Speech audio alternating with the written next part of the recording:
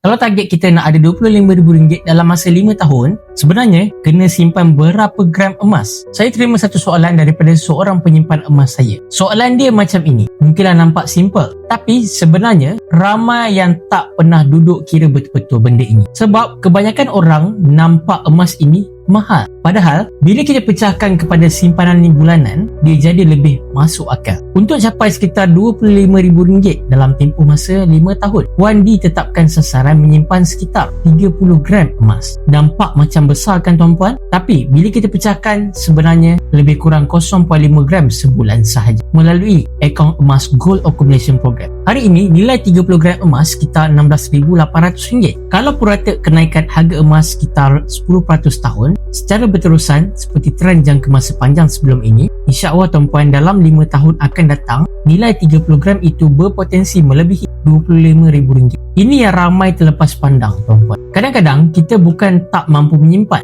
tapi kita cuma tak nampak direction simpanan itu. Tapi bila ada target gram, ada tempoh masa dan ada disiplin simpanan sikit-sikit secara konsisten, simpanan mula jadi lebih jelas. Bila dah capai sasaran nanti, ada beberapa pilihan tuan-puan. Nak terus simpan dalam akaun GAC pun boleh, ataupun nak keluarkan dalam bentuk emas fizikal seperti gold bar 10 gram, 1 dinar dan sebagainya, ikut keperluan sendiri pun boleh tuan-puan. Sebab itu, ramai suka guna akaun Gold Accumulation Program. Mudah, boleh mula dengan bajet yang kecil dan yang penting patuh syariah. Kalau nak mula simpan emas tapi masih blur macam mana nak buka akaun, boleh rujuk pin video saya. Saya dah sediakan 5 langkah mudah daftar akaun secara percuma. InsyaAllah tuan-puan, saya bantu guide satu persatu bila dah jadi customer saya.